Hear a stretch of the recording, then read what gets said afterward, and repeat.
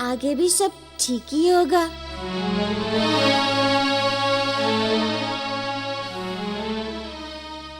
इन सबको तो समझा रहा हूँ, किंतु मुझे भी तो यही चिंता सता रही है। यदि जामवंत काका समय पर विश्वकर्मा जी को लेकर नहीं आ पाए तो अनर्थ हो जाएगा।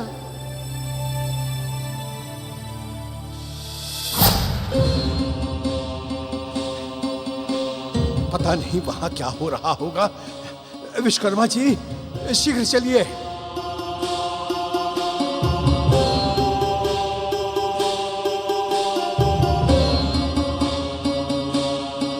विश्वकर्मा देव, हमें शीघ्र पहुंचना होगा।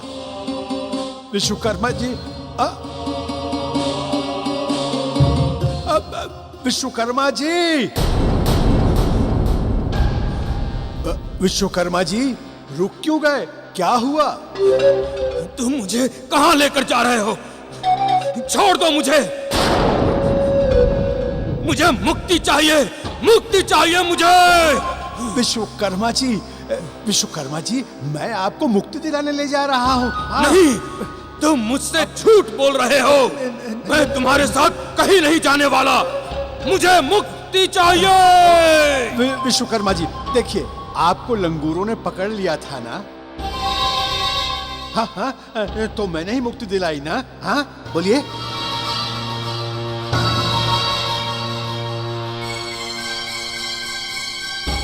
हाँ, है ना?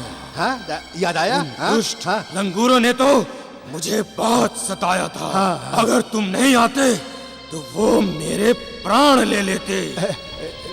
विश्वकर्मा जी, देखिए, जैसे मैंने आपको लंगूरों से मुक्ति दिलाई ना, वैसे ही मैं आपको श्राप से भी मुक्ति दिलाने ले जा रहा हूँ। हाँ हाँ हाँ, क्या सोच रहे हैं? अच्छा, तो चलो फिर। हाँ, चलिए चलिए। ओम। अब आप दोनों वरमाला के लिए खड़े हो जाइए।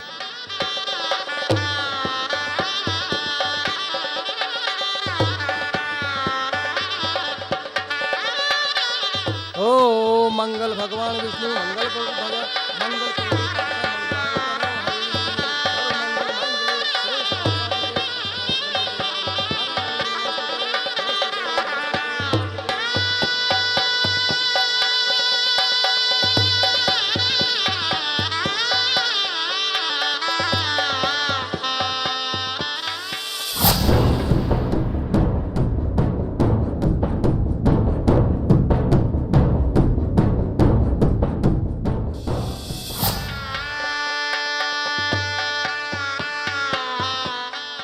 महाराज, अब आप कन्या के गले में वरमाला डालिए। ओ मंगल भगवान विष्णु मंगल करो ध्वजा मंगल पुंडरीकाक्षा मंगलाय तनयो हरि हर मंगल मंगले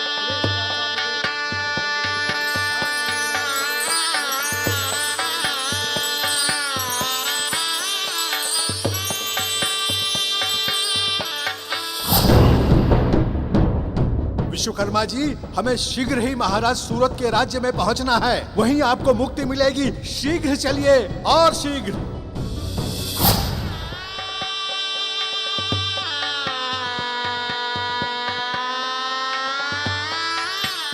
कन्यादान के लिए कन्या के पिता को बुलाया जाए।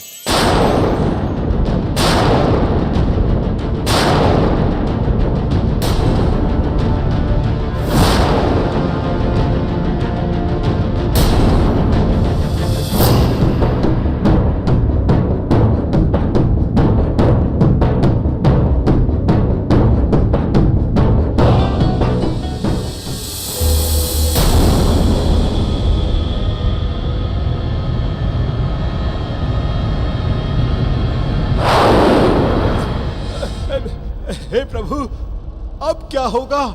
ये तो रास्ता ही बंद है।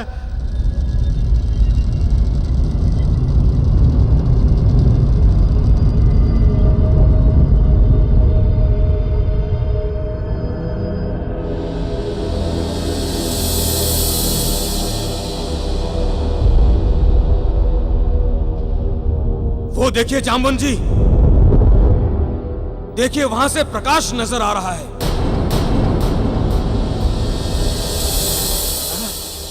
हाँ हाँ हाँ, यहीं से रास्ता होगा। हाँ हाँ, चलिए चलिए। प्रभु हमारी प्रतीक्षा कर रहे होंगे, अति विलंब हो गया है, और शीघ्र चलिए।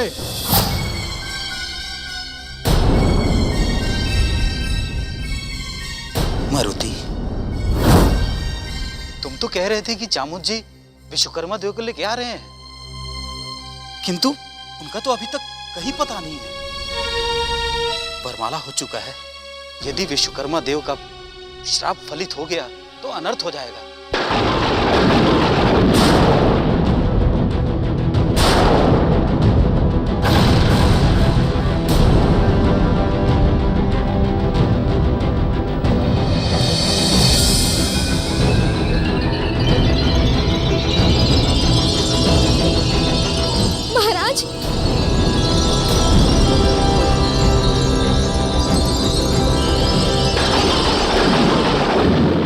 महाराज, महाराज आपको क्या हो रहा है?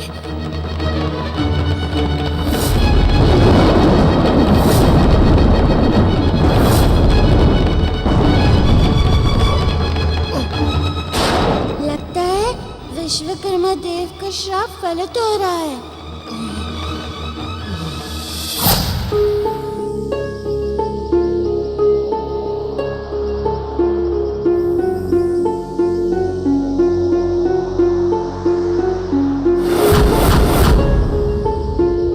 तो कुछ समझ में नहीं आ रहा है कि किस ओर जाऊं, और कोई है भी नहीं जिससे कि पूछ लूं।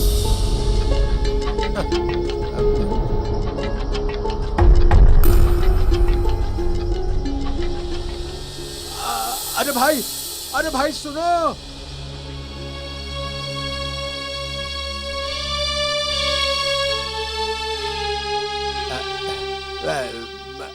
भाई, हमें महाराज सूरत के राज्य में जाना है। क्या तुम वहां का रास्ता जानते हो? ये महाराज सूरत का ही तो राज्य है।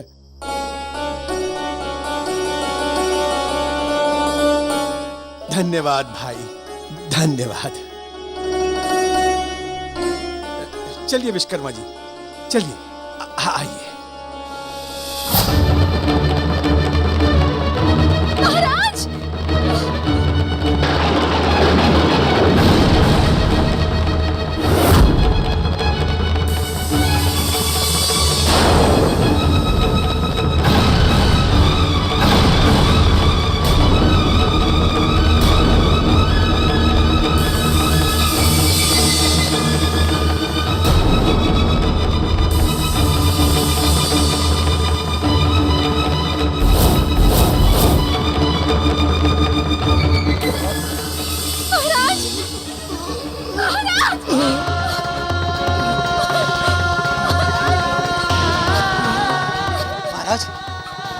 ठीक तो है ना?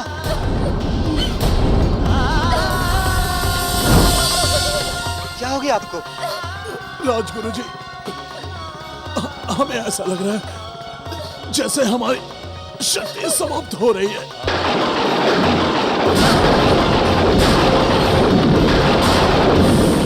नहीं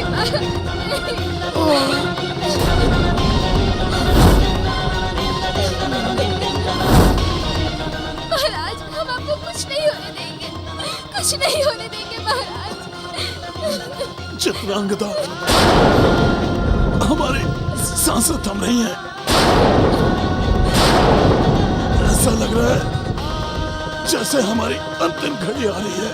नहीं महाराज, नहीं महाराज, महाराज ये आपको क्या हो रहा है महाराज? चित्रांग,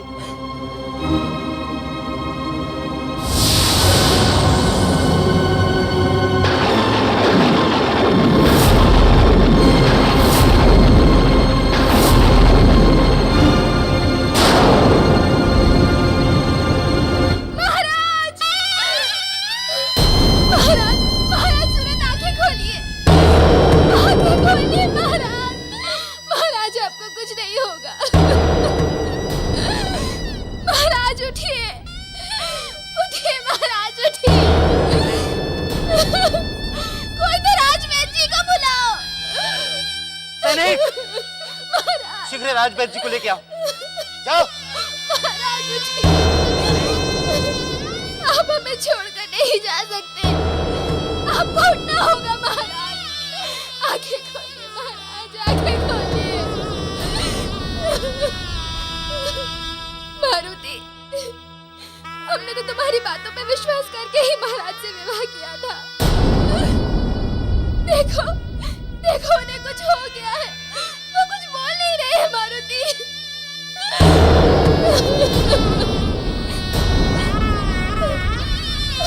मारुति, हम तो महाराज को इसी श्राप से बचाने के लिए उनसे दूर हो गए थे।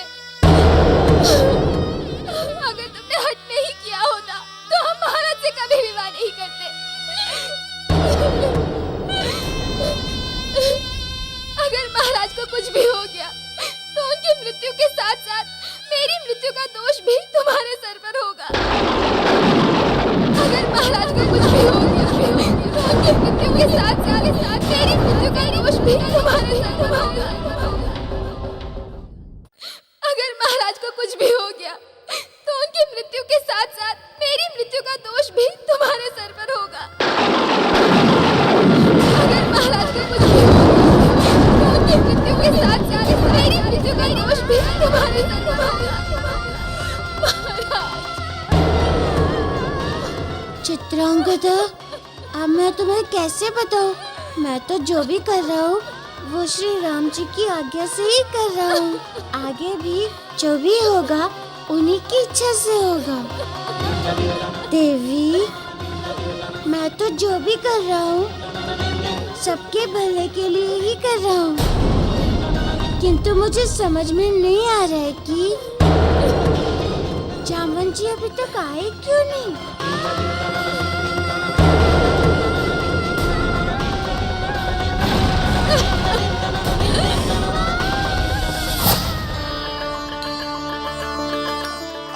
अरे भाई सुनो, आप जानते हैं महाराज सूरत का महल किस ओर है? बस सीधे जाओ, बाएं मुड़कर कुछ ही दूरी पर है। धन्यवाद भाई, धन्यवाद। लगता है महाराज के विवाह में आए होंगे।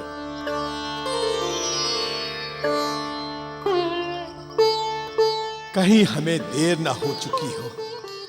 बस मैं आ ही रहा हूँ प्रभु। राजवैद्य जी, देखिए ना महाराज को क्या हो गया।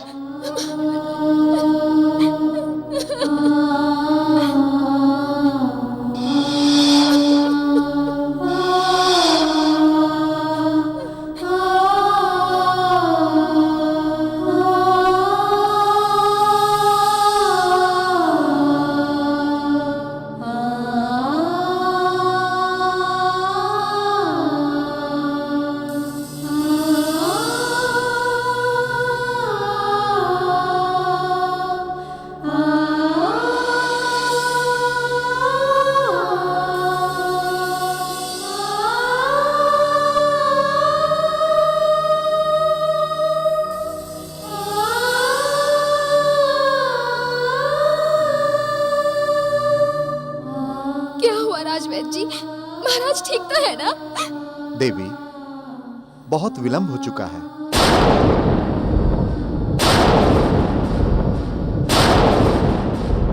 महाराज की सांसें टूट रही हैं। अब बस कुछ ही पलों में महाराज का जीवन समाप्त हो जाएगा। महाराज की सांसें अब बस कुछ ही पलों में महाराज का जीवन समाप्त हो जाएगा। ये आप क्या कह रहे हैं? आप इन्हें ठीक से देखिए, इनका ठीक से परीक्षण कीजिए, इन्हें कोई तो औषधि दीजिए। देवी, यदि औषधि से कुछ हो सकता तो हम अवश्य देते, किंतु अब कोई भी उपचार कुछ नहीं कर सकता।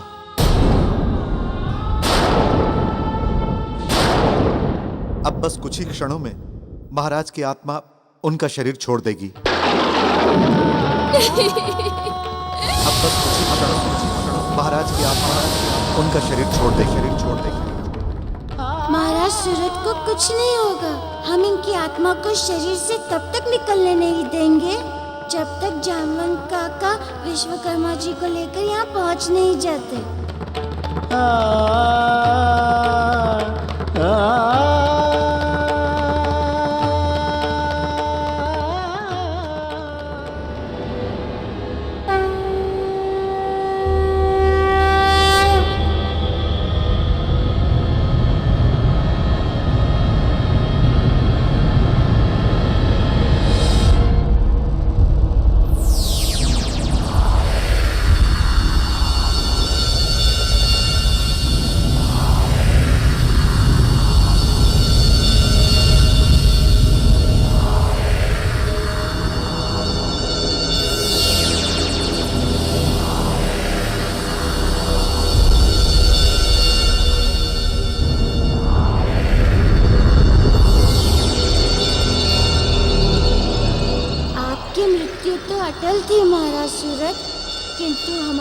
निश्चय भी अटल है, भले ही आपकी मृत्यु हो जाए। किंतु हमें अपने प्रभु श्री राम के आदेश का पालन करना है, क्योंकि आपके जीवन के साथ ही नल नील के जन्म का आधार जुड़ा है। इसलिए हम आपकी आत्मा को बाहर नहीं आने देंगे।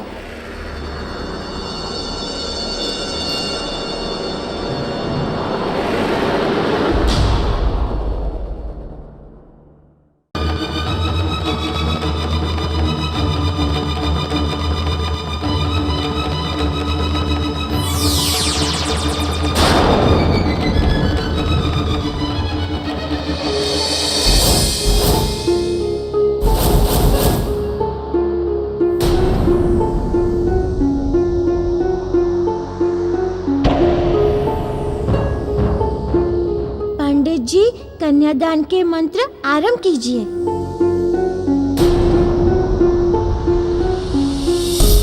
मारुति, मेरे पिताजी हैं कहाँ? यही है आपके पिता विश्वकर्मा देव।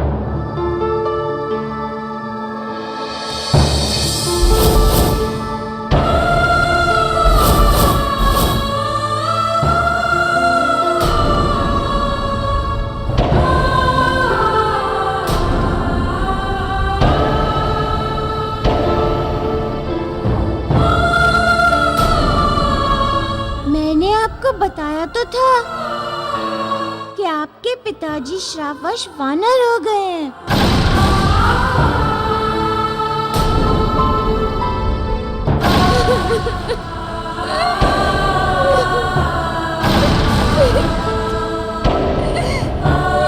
अब आप विलंब मत कीजिए और कन्यादान के लिए स्थान पर बैठ जाइए।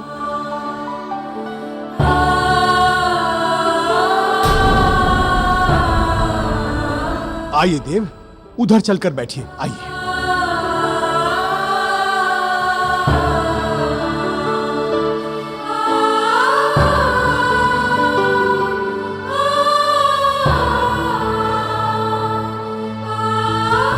यजमान, अपने हाथ में वर का हाथ रखिए।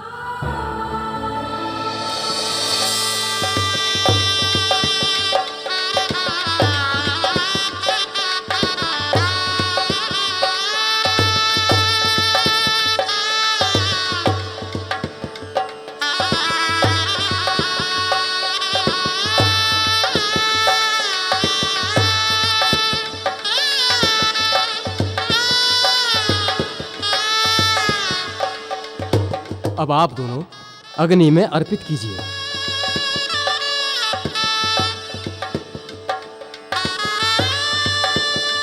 यजमान, अब कन्यादान पूर्ण हो गया है।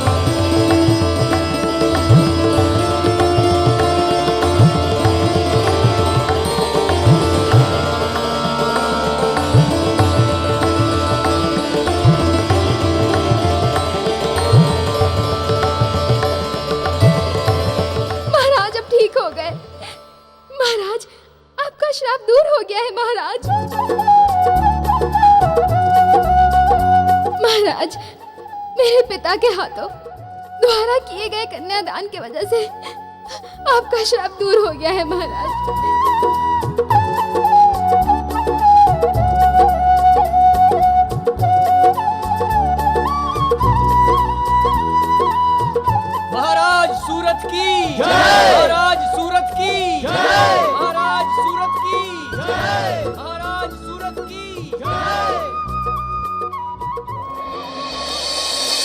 मैं यहाँ तुम्हें वरदान आशीर्वाद देने के लिए नहीं आया हूँ। मैं तुम्हें श्राप देने के लिए आया हूँ। तुमने अपने पिता को दुख दिया है, इसलिए तुम्हारा विवाहित जीवन नहीं रहेगा। यदि तुमने सूरत के साथ विवाह किया तो विवाह मंडप मृत्यु हो जाएगी।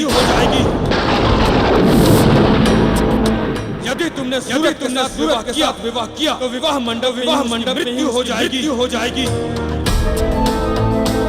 यदि तुमने सूरत के साथ विवाह किया तो विवाह मंडप मृत्यु हो जाएगी।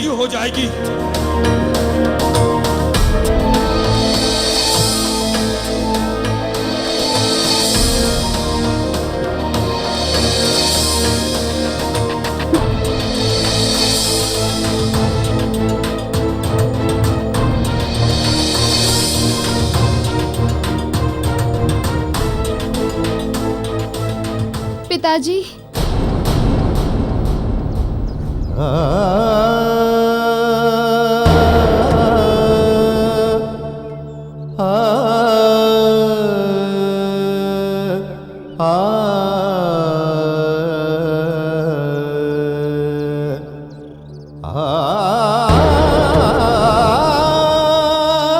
चित्रांगदा, मेरी पुत्री,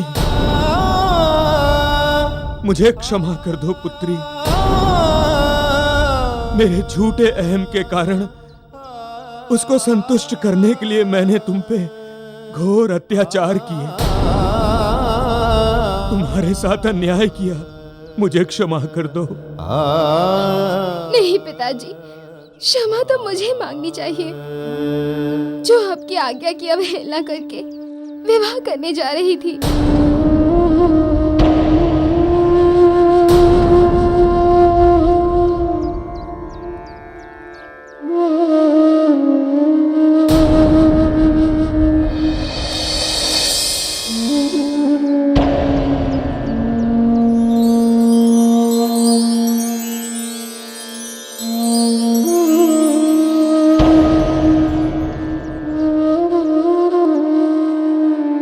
महाराज सूरत, जामवंत जी और मारुति, मेरे कारण आपको बहुत कष्ट उठाना पड़ा है।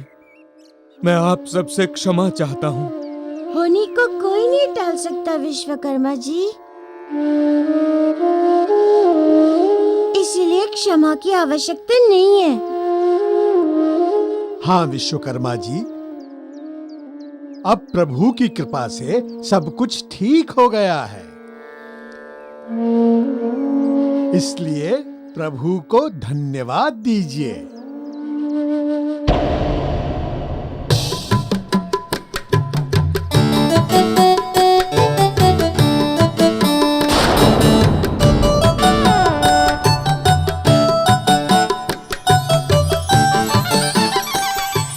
पिताजी, क्षमा तो हमें आपसे मांगनी चाहिए, क्योंकि हमारे कारण आपको बहुत दुख पहुंचा है और शापित होकर वानर रूप में भटकना पड़ा।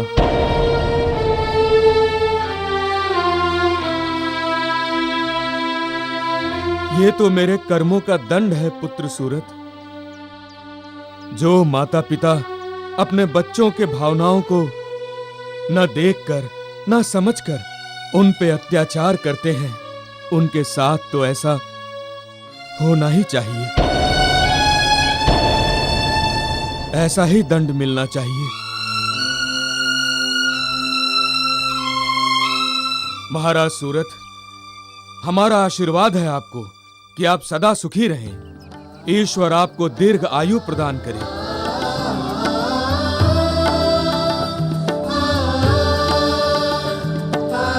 अब आप सब लोग हमारे महल पधारिए और हमें आपके आतिथ्य का अवसर प्रदान कीजिए। आप सब चलिए, मैं अभी आता हूँ।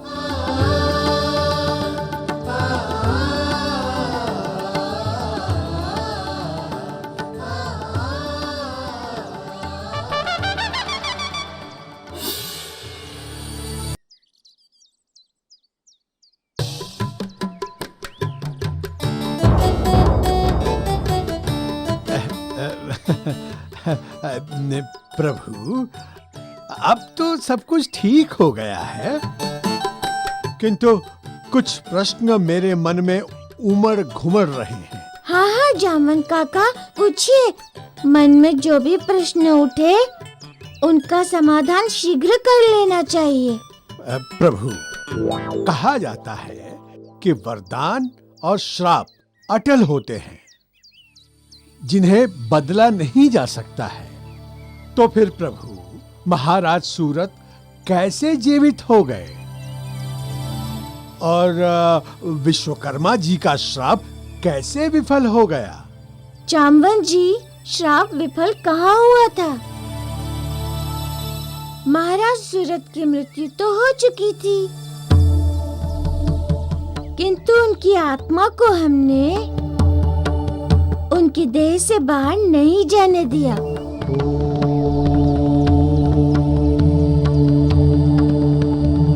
इसीलिए कन्यादान होते ही वो जीवित हो उठे। फिर प्रभु, विश्वकर्मा जी की स्मरण शक्ति वापस लौट आई है, किंतु उन्हें मुक्ति कैसे मिलेगी? अब हमें इसी समस्या का हल करना है, किंतु उनके वानर रूप से मुक्त होना सहज नहीं होगा।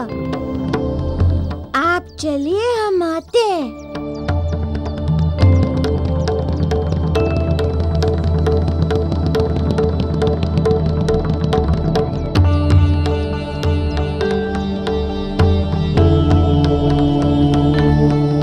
अब न जाने प्रभु कौन सी लीला रचने वाले हैं, क्योंकि विश्वकर्मा देव की इस वानर रूप से महाशिल्पी वानर नल और नील का जन्म होने वाला है।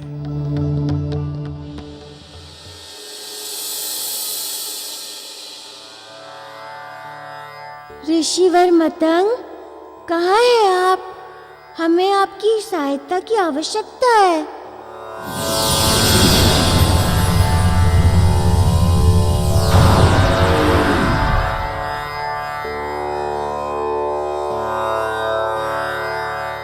प्रभु,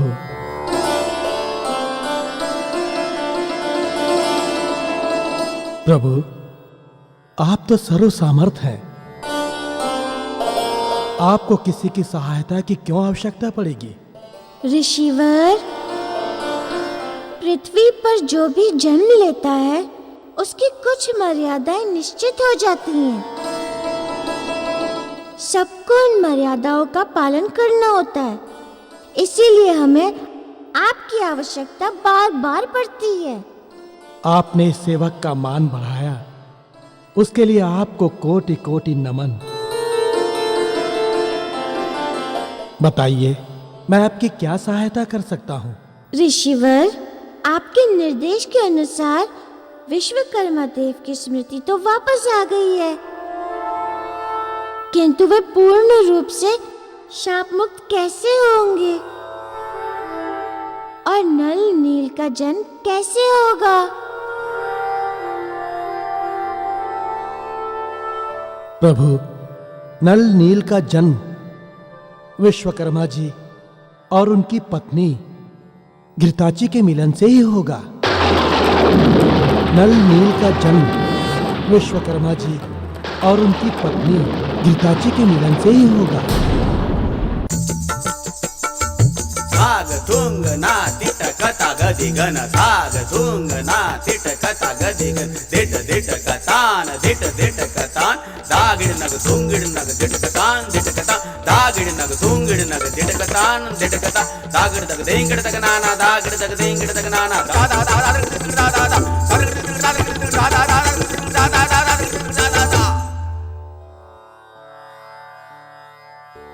उसके पश्चात ही विश्वकर्मा जी की श्राप से मुक्ति हो सकेगी।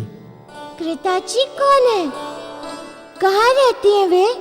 घृताची स्वर्ग लोक की अप्सरा है।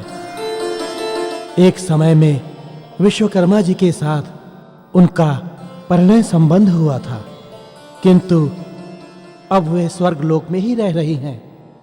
किंतु वे विश्वकर्मा देव के साथ क्यों नहीं रहती? प्रभु देव हो, दानव हो, मानव हो, प्रेम और आकर्षण का प्रभाव सब पर एक समान ही पड़ता है। कामदेव के जब तीर चलते हैं तो विश्वकर्मा जैसे देव भी घृताची जैसी अप्सरा के प्रेम संबंध में बंध जाते हैं। किंतु जब साथ रहने का समय आता है तो जीवन की व्यवहारिक सच्चाइयां सामने आने लगती हैं और तब छोटे छोटे मतभेद विकराल रूप धारण कर लेते हैं।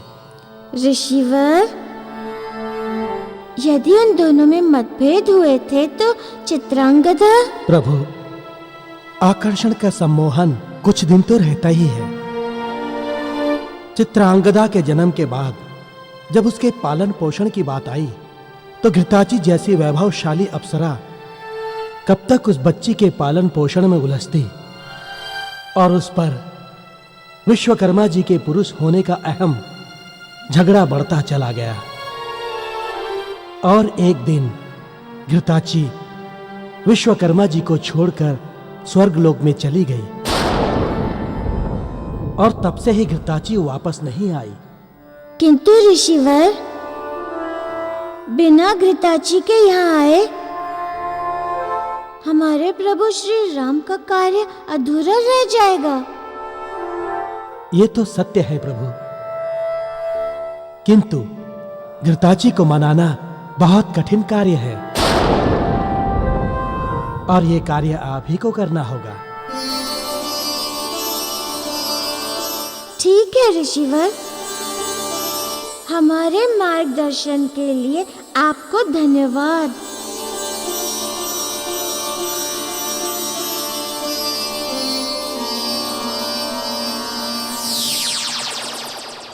कार्य कठिन है तो क्या हुआ?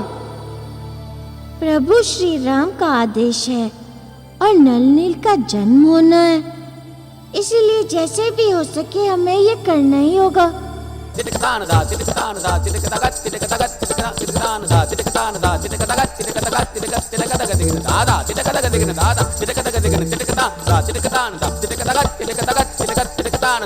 दादा